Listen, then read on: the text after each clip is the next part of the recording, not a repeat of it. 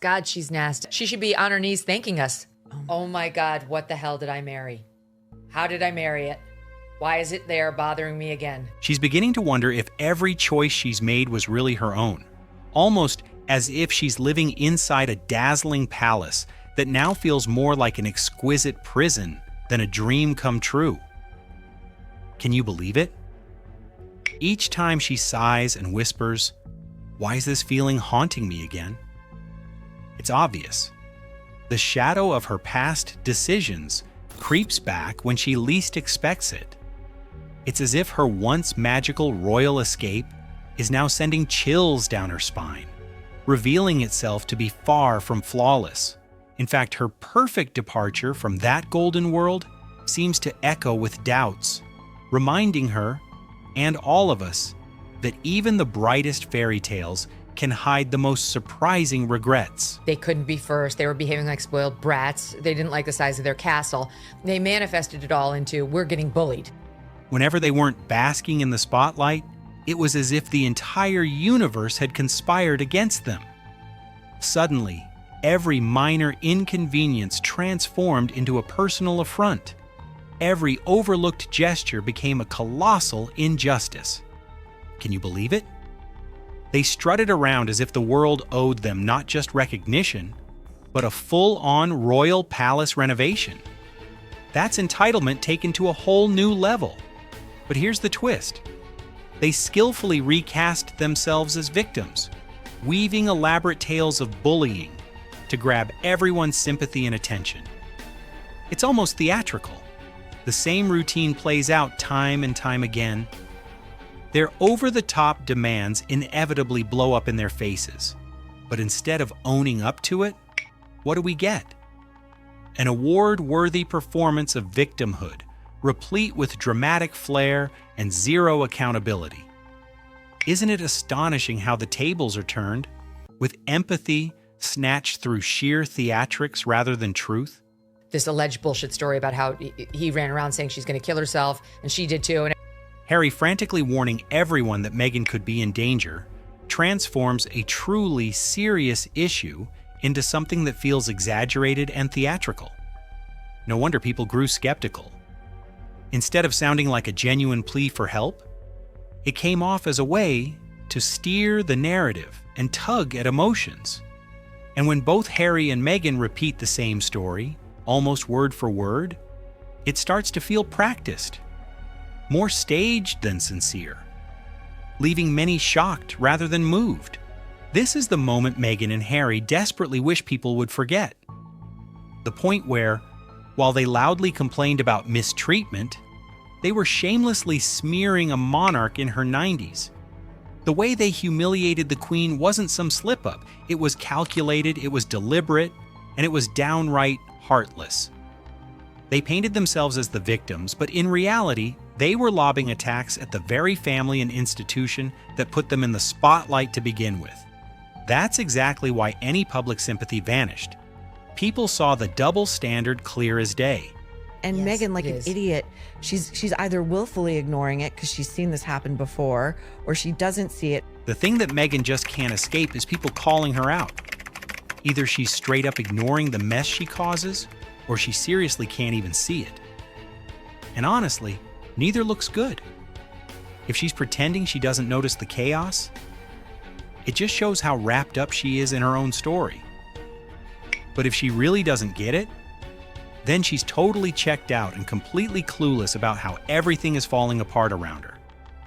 Interesting. Harry and Meghan were not on the wedding invite list. that's true. Here's the kicker. Amidst all the glitz, celebrity mingling, and space launch selfies, Harry and Meghan were quietly left off the guest list. Not a misunderstanding, not an oversight. An unmistakable signal that they no longer belong in the inner circle they once imagined themselves part of. Surrounded by headline-grabbing stars, the couple's absence screams irrelevance. Yet, true to form, they turned it into another tale of victimhood. The irony?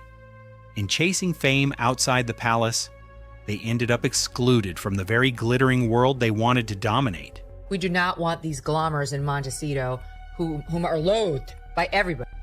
That line cuts straight through the glittering facade Meghan and Harry try to project. Loathed by everybody in Montecito isn't just shade. It's a reminder that even the elite circles they chased want nothing to do with the drama they drag everywhere. The neighbors see them not as royalty, but as clingers, desperate for relevance. And when your own millionaire bubble wants you gone, that says everything about how far the Sussex brand has fallen. And I'm just going to be honest, she didn't look good in either shot. She did not look good. Meghan's carefully crafted image, which has been protected for so long, is now under the spotlight and facing criticism. Comments like, "she didn't look good," aren't just about how she looks. They quietly chip away at the persona she's worked so hard to build. Every picture, every moment in the public eye feels like a new test. And this time, people say she didn't pass. Folks are starting to notice small flaws in her glamorous appearance. And those little imperfections are fueling doubts about the flawless image she's always tried to show. It's like, then don't pose for it, you idiot. Meghan's infamous "don't embarrass me" energy on full display. She attends a star-studded party, clearly craving the spotlight, and then has the audacity to scold the host for a perfectly normal photo. It's entitlement wrapped in performative outrage. Show up for the glamour, but dictate the narrative after the fact. This is the Sussex modus operandi, inserting themselves into the scene, then rewriting reality when it doesn't bend to their whims. It was not bought and paid for by her choosing Oprah for her big reveal about the royal family being a bunch of racists. No, it's real for sure. Ah, the Oprah reveal, framed as truth, but dripping with orchestration. The claim that it wasn't bought and paid for is almost laughable when the timing, the platform, and the optics were meticulously engineered. Meghan's dramatic confession was treated as raw honesty, yet behind the cameras, every detail was curated for maximum impact. It's classic Sussex storytelling. Manufacture a spectacle, then insist it's just reality. Our new Martha Stewart doesn't know how to use kitchen utensils, but America needs to know she also cannot make candles. And here's the subtle burn that cuts deeper than any headline. Meghan, positioned as the domestic lifestyle queen, is exposed as utterly incompetent in the very image she's selling. From kitchen fails to candle disasters, it's a masterclass in public humiliation disguised as humor. The contrast is stark. The Duchess of Drama, not the Duchess of Domesticity.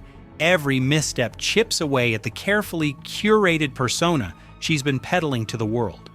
She keeps her comments off permanently, like a coward. And there it is. Meghan hiding behind the off comments button like it's armor.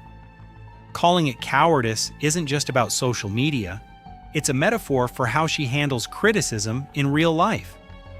Every time the public pushes back, she retreats, avoiding accountability while keeping up the polished facade. The optics are brutal. The woman who demands attention can't face the very attention she craves. She should be on her knees thanking us. God, she's nasty.